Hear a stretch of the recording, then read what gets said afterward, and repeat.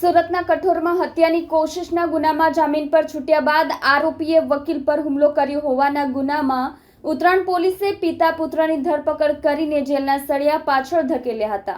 સુરતના કઠોરમાં હત્યાની કોશિશના ગુનામાં જામીન પર છૂટ્યા બાદ આરોપીએ વકીલ પર હુમલો કર્યો હોવાના ગુનામાં ઉત્તરાયણ પોલીસે પિતા પુત્રની ધરપકડ કરી જેલમાં સળિયા પાછળ ધકેલ્યા હતા।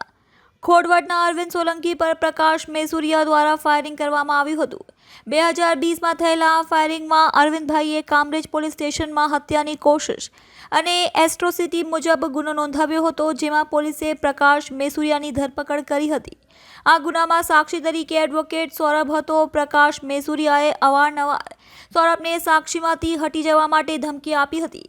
પ્રકાશ મેસુરિયાને તેમના પુત્ર આયુષ મેસુરિયા સાથે મળી એડવોકેટ સૌરભ પર ધારિયા વડે હુમલો કર્યો હતો।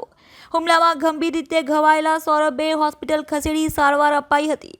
સમગ્ર મામલે ઉત્તરાયણ પોલીસ મથકમાં ફરિયાદ નોંધાતા પોલીસે પિતા પુત્રની ધરપકડ કરી જેલ સળિયા પાછળ ધકેલ્યા હતા।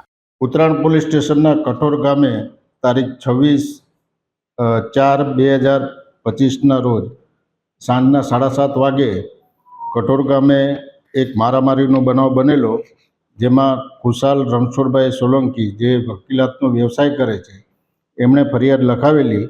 એમને આ કામના આરોપી પ્રકાશ કાંતિલાલ મેસુરિયા અને આકાશ પ્રકાશભાઈ મેસુરિયા કે જેઓના વિરુદ્ધમાં કામરેજ પોલીસ સ્ટેશનમાં અગાઉ ગુનો દાખલ થયેલો હોય 307નો, એની અદાવત રાખી અને સાક્ષીમાં ફરી જવા માટે દબાણ કરી ધમકીઓ આપી અદાવત રાખી એને માથાના ભાગે ધારિયાના ઘા મારી ઈજા કરેલ છે અને હાલમાં ભોગ બનનાર હોસ્પિટલાઇઝ છે।